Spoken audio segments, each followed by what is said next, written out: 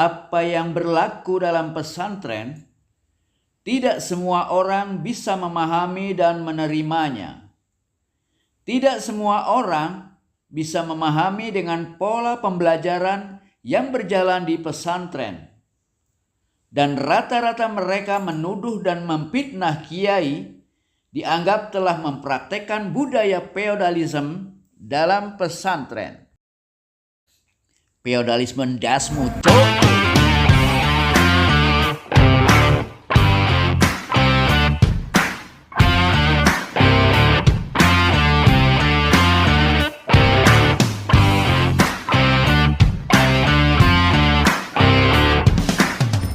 Akhir-akhir ini, orang-orang lagi ramai membicarakan tentang adanya praktek feodalisme dalam pesantren sesudah dipicu oleh tayangan Trans 7 dalam program Expose Uncensored yang telah menghina kiai dan pesantren. Untuk minum susu saja, santri disuruh berjalan jongkok saat melewati kiai, dan mereka memberi makan santri dengan cara yang tidak memanusiakan. Begitu kurang lebih narasi dungu Trans 7 yang menyesatkan, yang telah menuai banyak kecaman dan kemarahan banyak pihak, sehingga netizen terbelah menjadi dua kubu yang saling berlawanan. Yang satu menyatakan boykot Trans 7 sebagai kubu yang marah terhadap Trans 7 karena telah menghina pesantren dan kiai yang selama ini dikenal sebagai benteng pertahanan moralitas bangsa. Sementara yang lain meneriakan stop feodalisme dalam pesantren sebagai kubu yang mendukung Trans 7 untuk membongkar keburukan dan kebusukan yang terjadi di dalam pesantren. Begitulah kemarahan yang terjadi pada semua pihak, baik yang memboikot Trans 7 maupun yang pro Trans 7. Sesudah melihat potongan video Trans 7 dengan narasi dungu yang menyesatkan itu, dalam video itu diperlihatkan santri yang harus berjongkok jalannya pada saat melewati kiai, harus patuh tanpa boleh bertanya, harus tunduk seolah kiai bukan manusia biasa. Para netizen langsung merespon, wah, feodal banget. Kiainya diperlakukan seperti raja, sementara santrinya harus ngesot merendah seperti jongos atau budak. Tentu saja pihak-pihak yang tidak menyukai pesantren, kiai, NU dan Islam akan membesarkan dan menuding ada praktek feodalisme dalam pesantren. Dan mereka menganggap tradisi semacam ini sudah bukan adab sopan santun lagi, tetapi sudah menjadi pengkultusan individu. Sementara itu di sisi lain, dalam perspektif para santri, mereka melihat tradisi seperti itu sebagai wujud cinta kasih terhadap guru, terhadap kiai, orang yang sudah rela memberikan ilmunya. Coba pikir, sopan santun itu sesungguhnya hanya persoalan moralitas. Adab dalam bersikap, bagaimana seharusnya kita memperlakukan orang lain dengan baik dan terhormat. Namun di beberapa ruang atau lingkungan tertentu yang berbeda, terutama di pesantren atau dalam komunitas yang lebih menekankan hierarki dalam struktur sosialnya, budaya sopan santun ini berubah menjadi sesuatu yang mirip feodalisme, tetapi tidak bisa disebut feodalisme karena ada beberapa bentuk hierarki. Jadi ada perbedaan substansial antara hierarki dalam pesantren dengan feodalisme, dan kita bisa mendiskusikannya dalam kolom komentar di bawah ini. Namun demikian, tuduhan dan fitnah yang sudah dilakukan Trans 7 terhadap kiai dan pesantren tidak mudah terhapus hanya dengan permintaan maaf saja. Trans 7 harus membuat program yang serupa untuk menayangkan kembali segala kegiatan yang sebenarnya yang terjadi di dalam pesantren. Salam cerdas selaras para tandapan di mana saja berada. Maaf, sebelum Hyang melanjutkan paparannya tentang feodalisme dan pesantren, izinkan Hyang mengingatkan pada netizen untuk like, berikan tanggapanmu pada kolom komentar yang ada di bawahnya, yang bisa memicu terjadinya dialog atau diskusi antar netizen. Dan jangan lupa bagi yang belum untuk subscribe dan klik lonceng agar selalu mendapatkan notifikasi setiap ada konten terbaru dari kami. Di sisi lain, yang ucapkan terima kasih sebesar-besarnya kepada para netizen dan para tandapan yang setia mengikuti dan mendukung channel Hyang Welu TV ini. Di samping itu, pada kesempatan yang baik kali ini, yang mohon doa dan dukungannya sekaligus memberitahukan bahwa saat ini Hyang Welu bersama tim sedang dalam proses untuk membukukan pencerahan spiritual dari Hyang Welu untuk dicetak. Diharapkan pada awal tahun depan bukunya sudah bisa di-launching. Sekarang kita kembali lagi ke pokok pembahasan tentang anggapan adanya praktek feodalisme dalam pesantren. Kalau ada pihak-pihak tertentu yang mencari-cari kesalahan dan keburukan pesantren, maka akan dengan mudah untuk menemukannya dan mengeksposnya ke dalam media sosial berulang-ulang dengan narasi yang menghina dan merendahkan. Ya, memang fakta. Ada beberapa pesantren yang buruk, tapi tolong jangan digeneralisasikan seolah-olah seluruh pesantren itu sudah bejat. Dan ini bisa menjadi fitnah. Jangan mengkambing hitamkan dan menyalahkan pesantren. Pesantren hanyalah lembaga, sarana. Setiap lembaga ditentukan oleh moralitas para pengelola di belakangnya. The man behind the gun, bukan pesantrennya tetapi oknum. Karena kejahatan dan kekurangan bisa terjadi di mana saja, dalam lembaga apa saja, bisa terjadi di dalam lembaga pendidikan apa saja. Namun jika kekurangan itu terjadi dalam pesantren, tiba-tiba saja kamu semua menuding dan merendahkan kiai serta pesantrennya. Salam cerdas selaras para tandapan di mana saja berada. Bertemu kembali dengan saya, pengelola channel khusus Hyang Welu TV, channel khusus yang membicarakan semua persoalan kehidupan manusia dalam perspektif dan dalam kajian spiritualitas semata. Dan dalam persoalan pesantren yang kini tengah kita bahas, yang sedang dijadikan bahan cemoohan oleh mereka yang membenci pesantren dan robot-robot dungu yang juga terpapar oleh kebencian mereka. Kemana saja mereka semua pada saat awal kiai membangun pesantren sebagai rumah santri, pada saat kiai bahu-membahu bersama para santri dan orang tua santri untuk memperbaiki gedung. Lalu mereka anggap kiai mencari-cari. Kotoran apa sebenarnya yang ada di dalam pikiran dan hati mereka pada saat pesantren mendapatkan musibah dan mereka semua menganggap kiai pesantren telah lalai dan bahkan mereka semua membuat fitnah terhadap kiai. Sebenarnya pikiran dan hati mereka terbuat dari apa? Dari batu atau dari taek, cok? Sebagian mereka ikut menghina dan mengolok-olok. Bahkan ikut menuduh kiai seolah kiai yang bersalah atas musibah yang mereka alami. Di mana mereka semua pada saat gedung itu ambruk.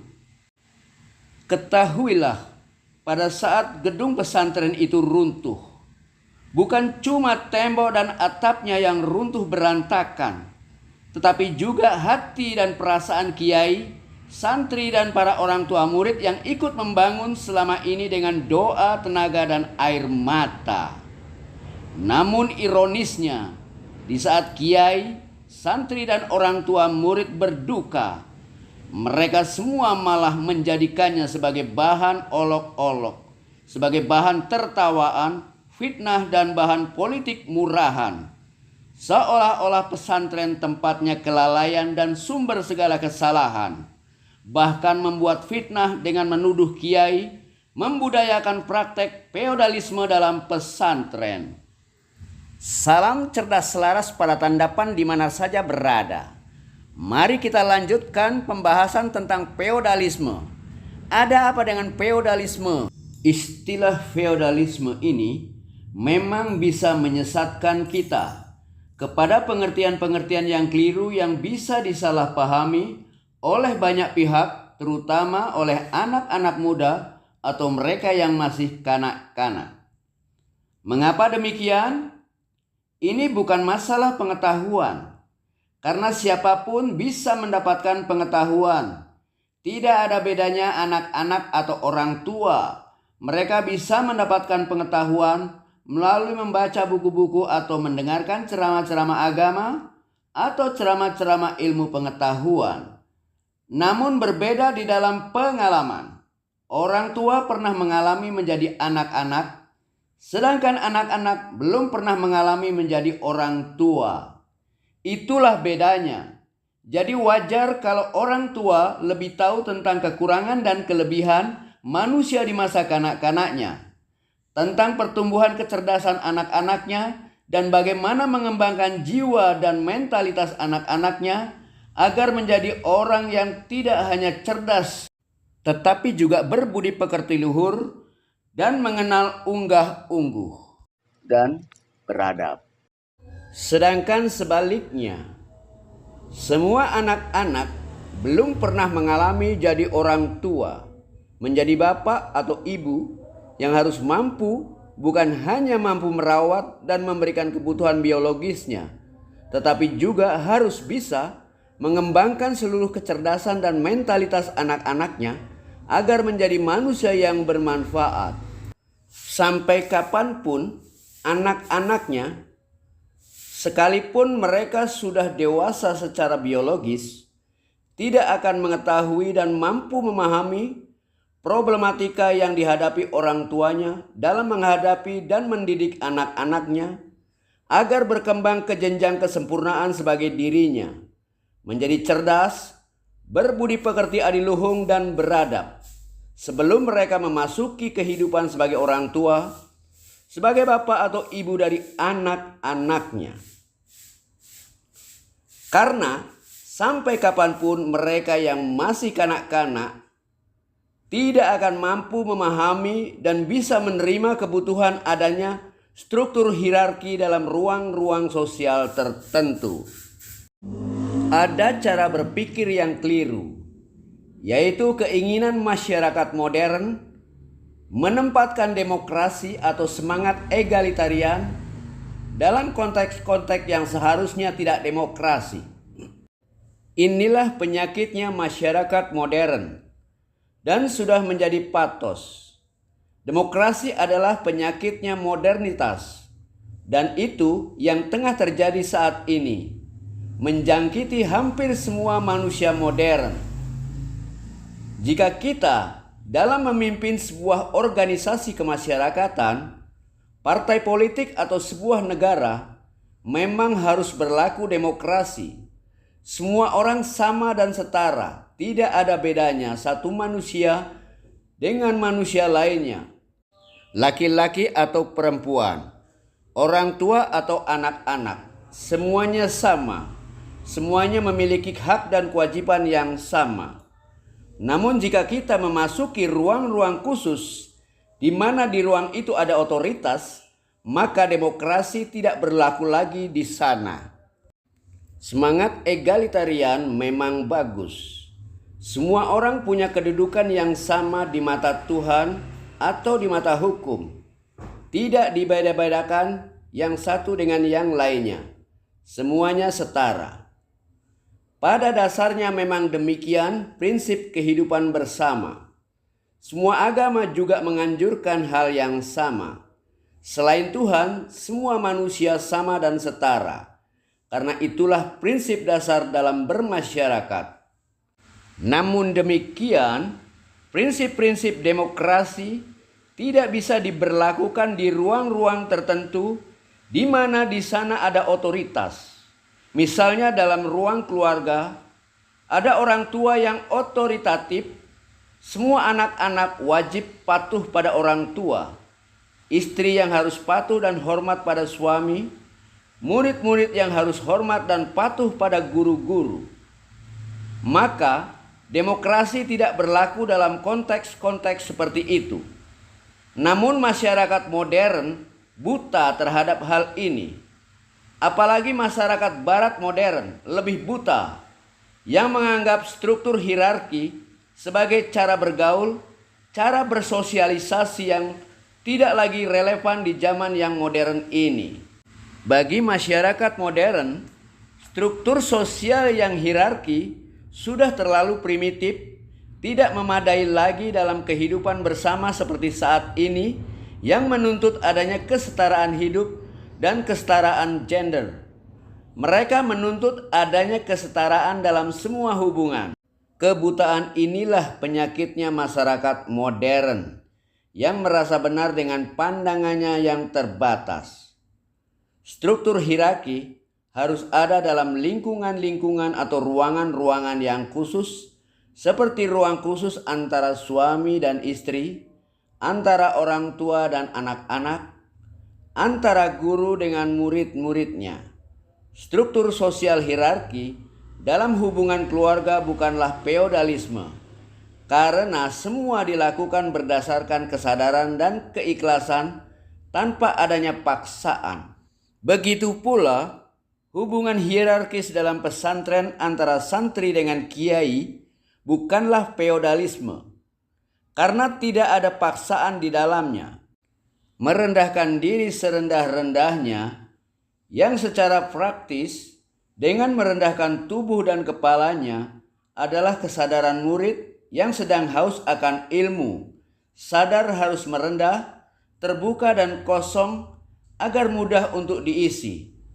Dan pada saat yang sama harus menjunjung tinggi kiai atau guru lebih tinggi dari dirinya agar kiai dengan mudah bisa menuangkan ilmunya kepada santri-santrinya tanpa terhalang oleh ego-egonya.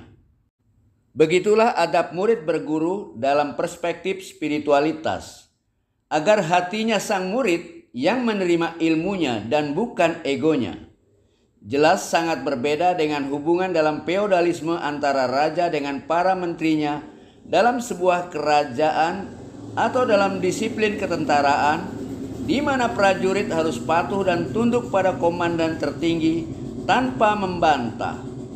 Memang bagi orang yang masih berjiwa muda dan berpengetahuan terbatas, tentunya ingin memberontak jika melihat ada yang kurang memadai dalam tradisi pesantren, dengan praktek-praktek yang dianggap kurang tepat dilakukan dalam pesantren, terkait dengan cara santri memberikan penghormatan terhadap kiai dan senioritasnya yang nampak feodalistik dalam pandangan anak-anak muda yang baru besar, yang menganggap kesetaraan kedudukan atau egalitarian sebagai cara bergaul yang relevan di zaman milenial ini. Jadi, setiap lingkungan budaya, termasuk dalam pesantren, ini berlaku struktur sosial hierarkis, hubungan vertikalistik atas bawah. Namun struktur hierarkis dalam pesantren bukan feodalis, karena tidak ada paksaan di dalamnya. Bahkan itu merupakan keharusan, bukan dikarenakan alasan rasional, melainkan karena kebutuhan spiritual yang harus terjadi tanpa adanya ego dan bebas dari segala nafsu atau keinginan dualitas. Setiap lingkungan budaya selalu mengenal seorang tokoh pemimpin. Pemimpin yang otoritatif. Pemimpin yang memiliki otoritas, tetapi otoritasnya tidak seperti yang dipaksakan secara sepihak dari atas. Bukan seperti seorang penguasa, sebagaimana seseorang yang menjadi raja bukan karena pilihan rakyat, sehingga rakyat dengan terpaksa tunduk dan mematuhinya. Seperti juga seseorang yang menjadi komandan bukan karena kemauan tulus hati para prajuritnya. Sedangkan otoritas di pesantren diperoleh secara murni adanya kesadaran. Artinya otoritasnya bukan buatan atau artifisial.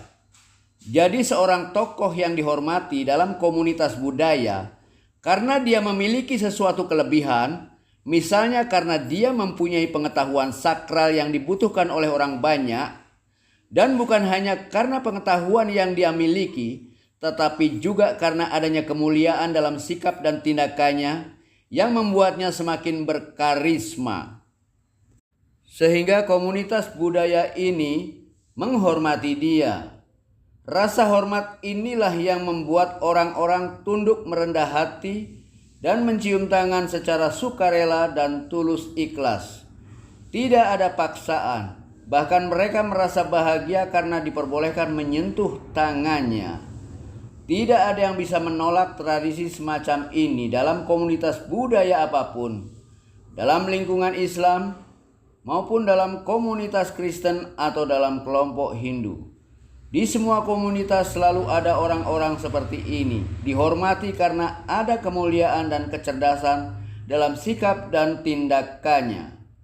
Ada sesuatu yang aristokratik. Itu artinya ada derajat kebangsawanan sebagai gusti, sebagai orang yang sudah merdeka menjadi dirinya sendiri, sebagai guru yang mulia yang sudah mampu mengendalikan dirinya sendiri, bukan hanya dari beraneka kemaksiatan, tetapi juga dari segala keinginan-keinginan akan pujian dan kemuliaan. Berdedikasi demi kebaikan murid-muridnya, dan tidak ada masalah bagi murid-murid, semuanya hormat, patuh dan mencium tangannya, bukan karena dipaksa, tetapi demi proses pembebasan murid-muridnya dari beraneka keterikatan. Kita tidak bisa menggunakan standar demokrasi di dalam konteks-konteks seperti ini. Ini adalah problem masyarakat modern yang menganggap demokrasi berlaku dalam semua komunitas. Itu sangat keliru. Tidak bisa digebiah uyah podo asine. Tidak bisa digeneralisasikan. Di dalam demokrasi, memang dalam dirinya mengandung etos atau semangat egalitarian, sebagaimana etos egalitarian yang sering didengung-dengungkan dalam masyarakat barat, dalam semua komunitas, menyamakan semua orang, tidak peduli dalam ruang keluarga ataupun dalam ruang belajar antara guru dan murid, semuanya sama. Jelas etos semacam ini di Timur tidak bisa diberlakukan dalam semua konteks. Timur tidak bisa disamakan dengan Barat.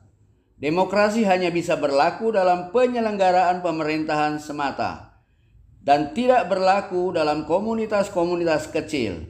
Tidak hanya dalam pesantren, hubungan antara guru dan murid, tetapi juga dalam hubungan antara orang tua dan anak, antara suami dan istri. Oleh karena itu, hal semacam ini bisa disebut penyakit bawaan modernitas. Penyakitnya masyarakat modern yang semakin jauh dari kedalaman yang substansial. Disebut penyakit karena dalam semangat egalitarian ada banyak penyakit. Ada banyak yang negatif. Jika diterapkan akan terjadi banyak kegagalan. Salah satunya adalah kesesatan di dalam berpikir bahwa egalitarianisme itu harus berlaku secara radikal dalam semua hubungan. Nah, itu sebuah fantasi yang tidak bisa dilakukan dalam semua konteks, dalam semua hubungan atau dalam semua komunitas. Jika itu dilakukan akan banyak kegagalan yang bisa terjadi. Semangat kebebasan yang tidak terkendali, murid-murid yang tidak mampu menghargai gurunya, yang pada akhirnya murid gagal dalam belajar. Kegagalan juga bisa terjadi dalam hubungan suami istri. Akibat semangat demokrasi yang buta, keduanya sudah tidak mengenal unggah-ungguh lagi. Mereka sudah tidak tahu siapa yang harus jadi pemimpin dan siapa yang harus dipimpin. Karena berbeda pendidikan dalam pesantren, murid-murid belajar bukan untuk menjadi cerdas semata. Pada satu sisi, namun pada sisi yang lain manusia harus memiliki kecerdasan untuk mampu mengendalikan pikiran dan kecerdasannya. Jadi bukan hanya kecerdasan intelektual saja yang harus kita miliki, melainkan kecerdasan spiritual yang memadai agar mampu mengendalikan ego dan kecerdasan intelektualnya. Jadi di satu sisi, bukan hanya memiliki kecerdasan semata, namun di sisi yang lain, yang lebih utama adalah harus bisa mencapai kesadaran yang mampu mengendalikan kecerdasannya. Karena manusia hidup dan belajar bukan hanya untuk memenuhi kebutuhan pikirannya semata, melainkan ada kebutuhan yang lebih utama, yaitu untuk kehidupan itu sendiri. Bukan hanya mampu menjadi cerdas, tetapi juga harus mampu mengendalikan kecerdasannya demi untuk kehidupan yang sempurna. Manusia bukan hanya membutuhkan kecerdasan sebagai kendaraan yang bisa mengantarkan dirinya lebih cepat ke jenjang tujuan yang tertinggi, akan tetapi dibutuhkan pula kemampuan agar bisa mengendalikan kendaraannya agar tidak menyimpang ke arah yang lain. Jadi salah satu prinsip penting dalam pengelolaan kehidupan sosial yang diingkari dalam kisi modern mengenai demokrasi dan egalitarian adalah tentang hierarkis. Hierarki ini dilawan total sehingga tidak ada tingkatan-tingkatan. Semua orang sama dan setara, padahal dalam alam semesta ada jenjang, ada tua dan muda, ada bayi, ada anak-anak, ada anak-anak remaja, ada orang dewasa, dan ada orang tua. Secara sosial mereka sebagai manusia tidak ada bedanya.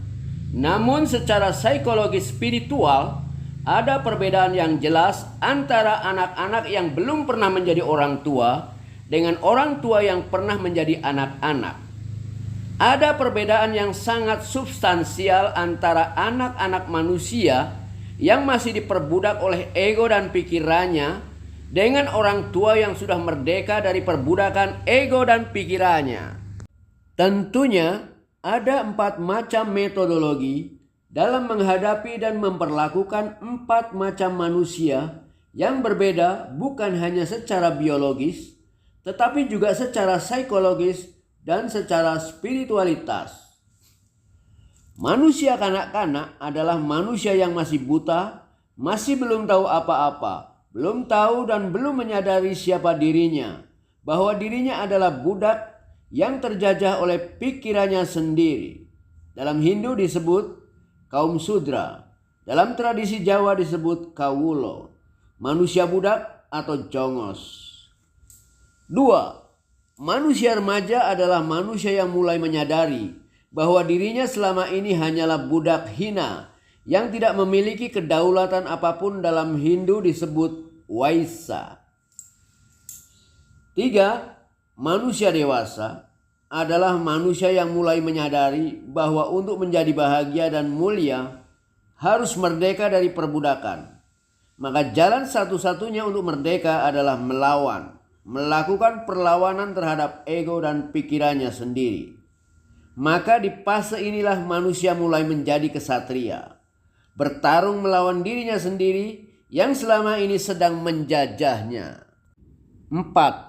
Adalah manusia sepuh atau manusia tua, manusia yang sudah mencapai kemenangan, bebas merdeka dari perbudakan dan penjajahan pikiran dan egonya. Manusia tua inilah yang disebut sebagai para penunggang ego atau manusia dewa, manusia cahaya atau manusia gusti yang fitri. Oleh karena itu, dalam hal ini pesantren adalah kawah candra di muka untuk menggulawentah, menggodok manusia kanak-kanak yang masih menjadi budak ego dan pikirannya untuk menjadi manusia pemenang atas dirinya sendiri, menjadi manusia gusti, menjadi manusia yang bagus hatinya. Hampir semua orang di samping tidak tahu apa yang berlaku dalam pesantren, juga tidak mampu memahami dan bisa menerima kebiasaan yang menjadi disiplin dalam pesantren. Di samping itu, tidak semua pesantren memiliki pola pengajaran dan kurikulum yang sama satu dengan yang lainnya. Perdebatan tentang pesantren dan tuduhan feodalisme bukan cuma soal tayangan di layar televisi atau potongan video yang viral, tapi ini menyentuh sesuatu yang lebih dalam. Cara masyarakat melihat hubungan antara guru dan murid seperti melihat antara kekuasaan dan kepatuhan, antara tradisi lama yang sudah usang dengan tuntutan modernitas mengikuti zamannya. Di satu sisi, pesantren dipandang sebagai benteng moral, tempat di mana ukuran-ukuran kesederhanaan, unggah-ungguh dan spiritualitas dijaga. Namun di sisi lain, masih banyak yang belum mampu melihat secara murni tradisi penghormatan terhadap kiai di dalamnya yang dipandang sudah tidak relevan lagi di zaman yang menuntut adanya kesetaraan dan berpikir kritis. Ketegangan ini bukan sekedar perbedaan pandangan, tetapi merupakan dua kelas yang berbeda.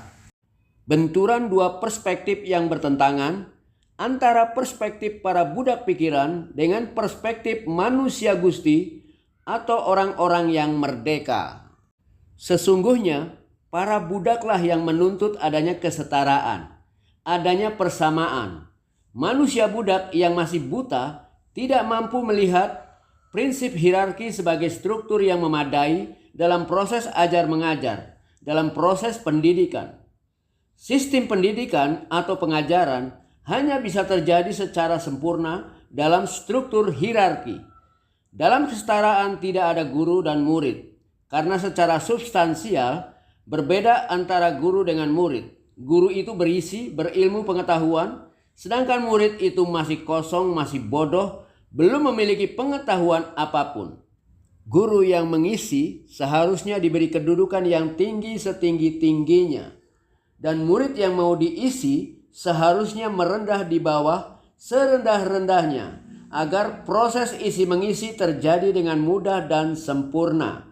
Karena proses pendidikan dan pengajaran hanya bisa terjadi dalam struktur sosial hierarki semata.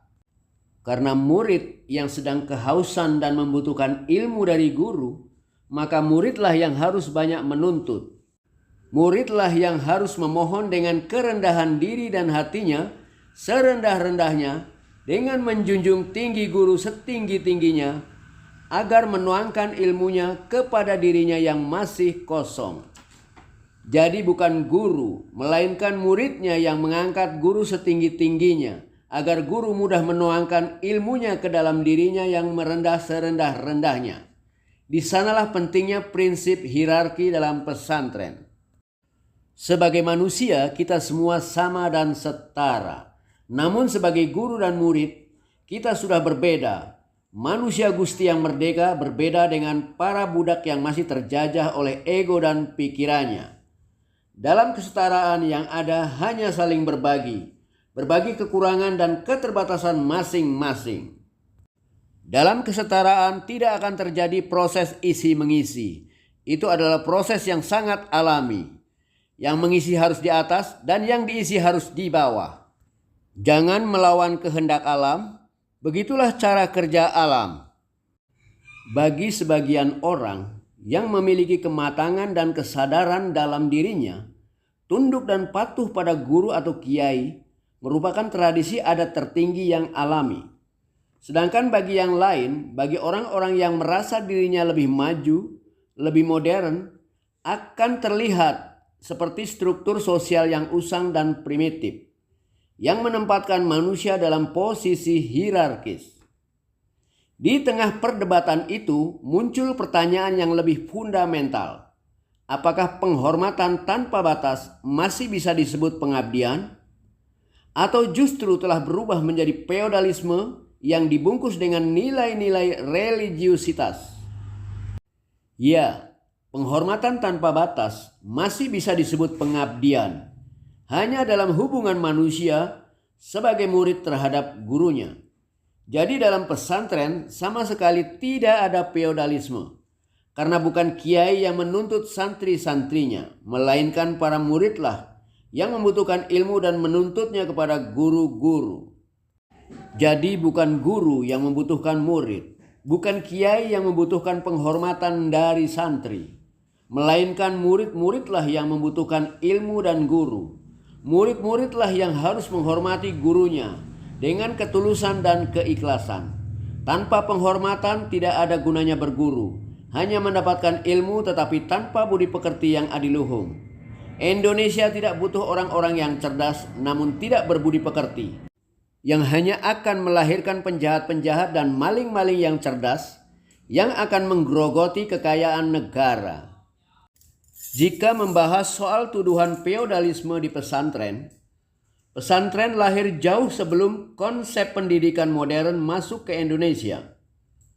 Di awal kelahirannya, sistemnya dibangun di atas hubungan antara murid dan guru yang sifatnya absolut. Kiai menjadi pusat ilmu, panutan moral dan figur spiritual yang kedudukannya tidak bisa disamakan dengan siapapun di lingkungan pesantren. Pola pendidikan dan penerapan laku dalam pesantren tradisional hampir tidak jauh berbeda dengan tradisi penggemblengan spiritual yang berlaku dalam padepokan-padepokan yang siap menggula mentah manusia yang ingin mencapai kemerdekaan spiritualitas. Dalam perjalanan kehidupan manusia, ada dua jenjang penting yang sangat menentukan, yaitu jenjang sebagai manusia kanak-kanak dan manusia remaja yang harus mendapatkan gemblengan secara khusus yang dapat membantu santri untuk mengenali egonya dan bagaimana cara menaklukkannya agar keberadaan ego menjadi pembantu yang baik dan bermanfaat bagi dirinya dalam kehidupannya masing-masing.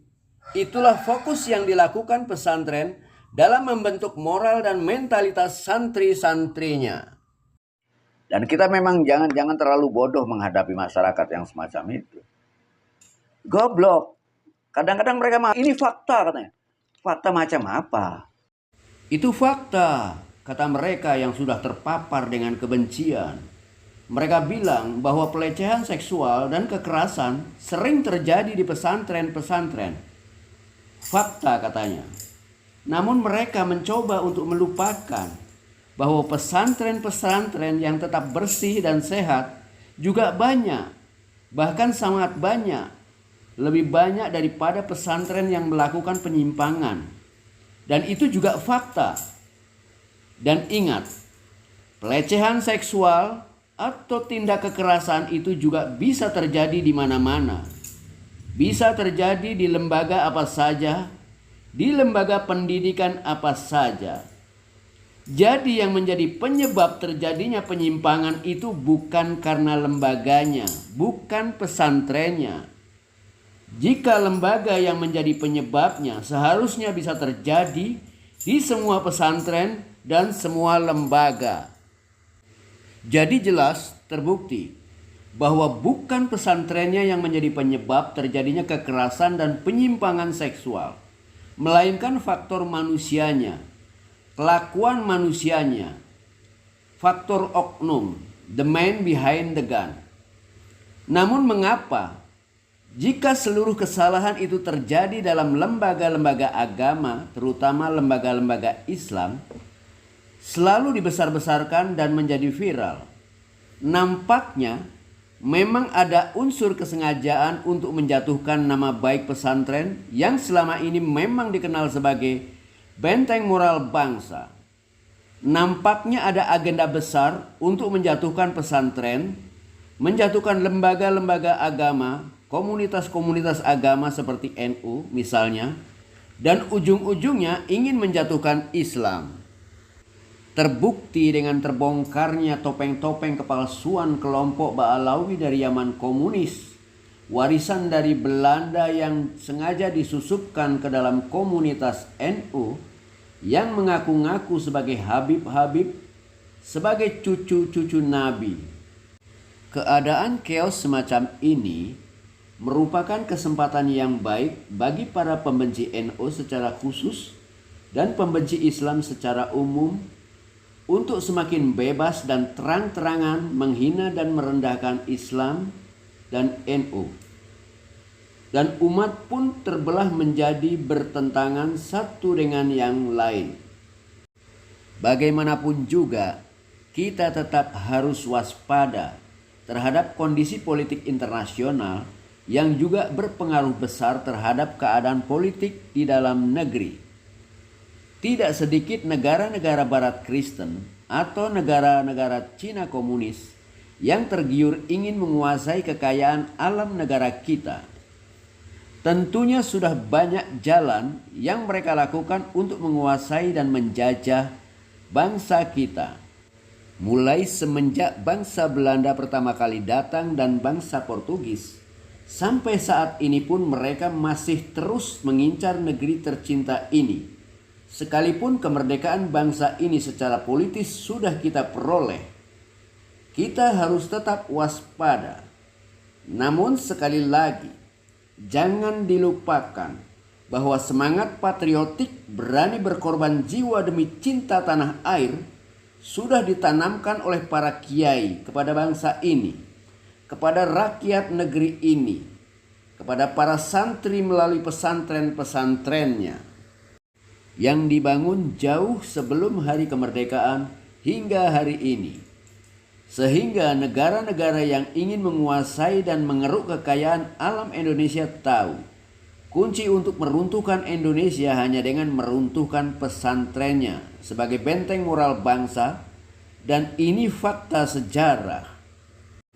Dan yang hanya bisa menghimbau kepada para kiai dan santri untuk konsisten menjaga marwah dan kewibawaan pesantren sebagai sistem pertahanan moralitas bangsa, seraya terus membenahi diri untuk bisa membaca perubahan-perubahan yang terjadi di negeri ini, agar tetap konsisten tidak tergiur dengan segala kesenangan duniawi, sekalipun saat ini beraneka perangkap kenikmatan duniawi sedang mengancam mereka. Terus-menerus sampai terjebak di dalamnya menjadi lalai dan terlena sehingga lupa pada tujuan utama.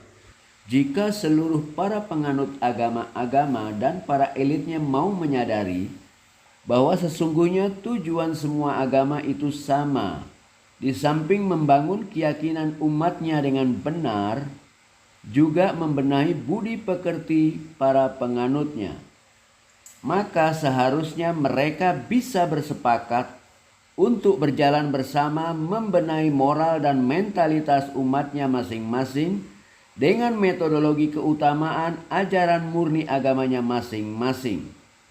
Tunjukkan dan beberkan keutamaan dan keagungan ajaran murni agamanya masing-masing, tanpa membeberkan kekurangan dan kejelekan ajaran agama lainnya, yang pikir sudah tidak zamannya lagi para penganutnya untuk saling menjelekan agama yang lain. Masing-masing elit bisa fokus untuk membawa umatnya masing-masing, meningkatkan kualitas kedalaman dan laku penerapan ajarannya ke dalam tindakan praktis yang mendamaikan. Menuntun manusia agar dia bermoral. Tokoh elit di agama bekerja sama. Ayo kita bina umat manusia ini bersama-sama. Kristen dengan cara Kristen, Islam dengan cara Islam, Hindu dengan cara Hindu. Namun dalam fakta sosial, seringkali terjadi umat Kristen pada saat ingin menunjukkan kebenaran ajaran agamanya, tetapi dengan cara membeberkan kejelekan Islam menurut pandangan mereka. Begitu pula para penganut Islam dengan cara menunjukkan kekurangan ajaran Kristen. Begitu pula para penganut Hindu dan Buddha, mereka punya sejarah panjang untuk saling menjelekan satu dengan yang lainnya. Kalau kita ingin menunjukkan kebaikan dan kebenaran agama yang kita pegang, bukan dengan cara menunjukkan kejelekan ajaran-ajaran agama lainnya. Dan di luar sini ada yang ketawa-ketawa. Apa ya? Ya orang-orang yang tidak percaya kepada Tuhan tentunya. Akan ketawa. Ada pun sendiri. Untung aku tidak percaya Tuhan, begitu katanya. Sehingga aku tidak perlu mengadu Tuhan. Padahal orang-orang ateis yang tidak bertuhan tidak kalah nyinyirnya dengan orang-orang Islam, Kristen, Hindu atau Buddha dalam menghina dan merendahkan orang-orang beragama.